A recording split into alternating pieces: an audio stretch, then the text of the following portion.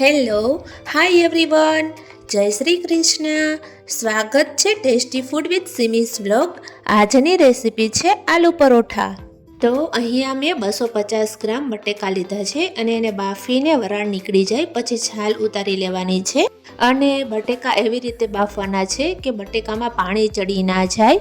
અને પછી છાલ ઉતારી લીધા પછી બટેકાને મેશ કરી લેવાના છે. અને બટેકાને એકદમ સરસ મેશ કરવાના છે કે જેમાં બટેકાનું કોઈ પણ પીસ ના રહી જાય. તમે જોઈ શકો છો કે મેં કેવી રીતે મેશ કર્યા છે. અને હવે આપણે મસાલો બનાવશું. મસાલો બનાવવા માટે આપણે જોશે લીલા ધાણા ભાજી, અને હવે જોશે 2 નંગ ડુંગળી, 1 મરચું અને 1 આદુનો ટુકડો. ડુંગળી અને મરચાંનું કટિંગ કરી લેવાનું છે. અને આદુને તમે ખમણી પણ શકો છો અને પેસ્ટ પણ બનાવી શકો છો. ને હવે મેં અહીંયા મૂક્યું છે 2 ચમચી સિંગ તેલ. અને તેલ ગરમ થાય એટલે તેમાં 1 ચમચી જીરું નાખવાનું છે અને 1 ચમચી હળદર અને 1 ચમચી હિંગ એડ કરવાની છે. ત્રણેય સરસ મિક્સ થઈ જાય પછી એમાં આપણે મરચાંનું કટિંગ અને આદું જે ખમણ્યું છે, ક્રશ કર્યું છે, એડ કરીને થોડીક વાર સાંતળવાનું છે.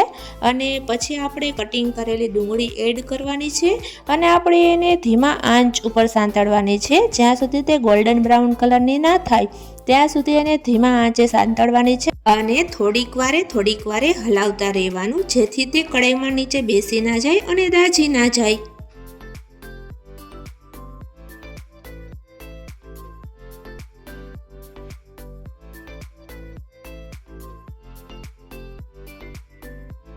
અને ડુંગળી થોડીક સંતળાઈ જાય પછી એમાં 1 ચમચી મીઠું એડ કરવાનું છે.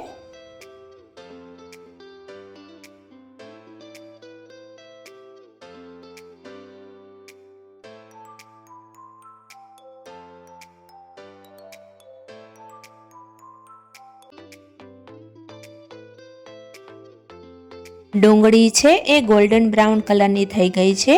તો હવે એમાં આપણે 2 ચમચી લાલ મરચું પાવડર એડ કરીશું અને 1 ચમચી ધાણા જીરું પાવડર એડ કરીશું અને 1 ચમચી આમચૂર પાવડર એડ કરીશું. અને બધા મસાલા એડ કર્યા પછી આપણે જે બટેકા મેશ કર્યા છે એ મેશ કરેલા બટેકાને એડ કરીશું.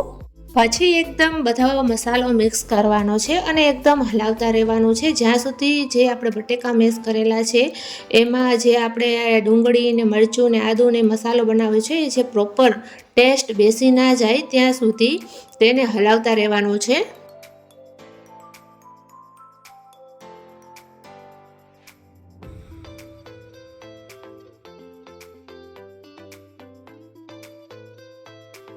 અને પછી પ્રોપર બધા મસાલા મિક્સ થઈ જાય પછી તેમાં 1 લીંબુનો રસ એડ કરવાનો છે.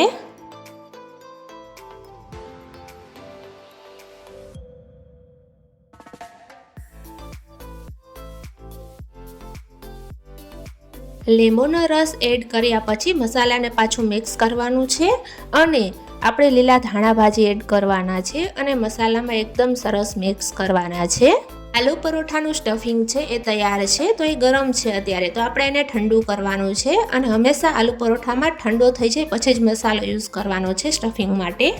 અને હવે આપણે પરોઠા બનાવવા માટે લોટ બાંધીશું. આપણે ઘઉંનો ઝીણો લોટ લીધો છે જે રોટલીમાં યુઝ થાય છે. આપણે રોટલી બનાવીએ છીએ, પરોઠા બનાવીએ છીએ. તો લોટ લીધો છે મેં 1 વાટકો અને એમાં મેં એડ કર્યું છે 1 ચમચી મીઠું અને 1 ચમચી અજમો અને 1 ચમચી તેલ. હું તો પાવરું યુઝ કરું છું એટલે 1 પાવરું તેલ મેં એડ કર્યું છે.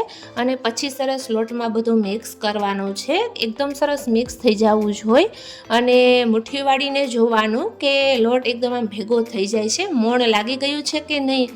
જો ઓછું લાગે તો થોડુંક તેલ વધારે નાખવાનું, બાકી જો થઈ જતું હોય તો સરસ મિક્સ કરીને પછી થોડું પાણી એડ કરીને આપણે એકદમ સોફ્ટ લોટ બાંધવાનો છે.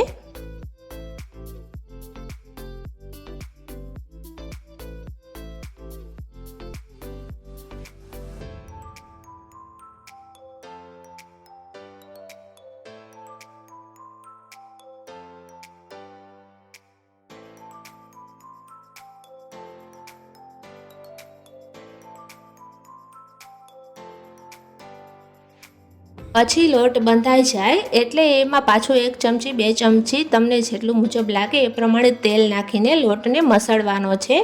હવે તમારું પરાઠું તૂટે નહીં એના માટે બેસ્ટ એ છે કે તમે જેમ મસળશો તેમ લોટ સરસ કણક બાંધશે. અને લોટ બંધાઈ જાય પછી એને છે ને આપણે 10 થી 15 મિનિટ રેસ્ટ આપવાનો છે. અને 10-15 મિનિટ તમે લોટને રેસ્ટ આપ્યો પછી પાછો એને થોડીક વાર મસળવાનો છે. અને સરસ એકદમ તમે જોઈ શકો છો કે મસળીને આપણે લોટ જોઈને તો કેવો થઈ ગયો હોય છે કે જ્યારે તમે મસળવાનો હોય ને ત્યારે લોટને જો ને તો ફાટી જતો હોય છે. અને સરસ મસળાઈ જાય ને પછી એકદમ સોફ્ટ અને સિલ્ક બેઝ ઉપર આવી જાય છે લોટ. તો એવો લોટ થઈ ગયો છે. તો હવે આપણે પરોઠા બનાવીશું. પરોઠા બનાવવા માટે આપણે એક લુવું બનાવવાનું છે અને લુવાને થોડુંક નાની રોટલી વણવાની છે. અને એમાં જે આપણે સ્ટફિંગ તૈયાર કર્યું છે મસાલો એ આપણે થોડુંક સ્ટફિંગ ચમચી 1.5 ચમચી જેવું મૂકીને પાછી એનો વાળીને આપણે પાછું વણવાનું છે.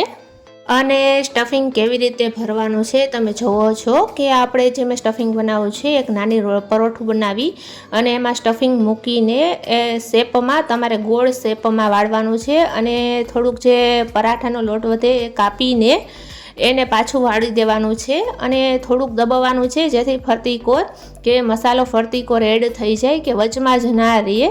અને પછી એને લોટમાં બોરીને તમારે એક પરોઠું વણવાનું છે. હળવા હાથેથી વણવાનું છે, વજન દેવાનો નથી.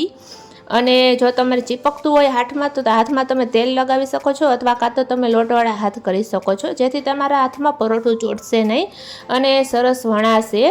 એકદમ હળવા હાથે વણવાનું છે અને ફેરવતું જવાનું છે. અને જો તમને એવું લાગે કે મને ફેરવવામાં એવું બીક લાગતી હોય કે તૂટી જશે તો તમે જે પાટલો હોય છે, ચકલો લીધો હોય છે, ચકલાને ફેરવીને પણ પરોઠું તમે વણી શકો છો. કારણ કે તમે લોટ નીચે રાખ્યો છે તો પરોઠું છે પાટલામાં ચોટશે નહીં. તો એ બીક નહીં કે હું પાટલા ઉપર વણું છું તો પરોઠું પાટલામાં ચોટી જશે પાટલો ફેરવવાથી.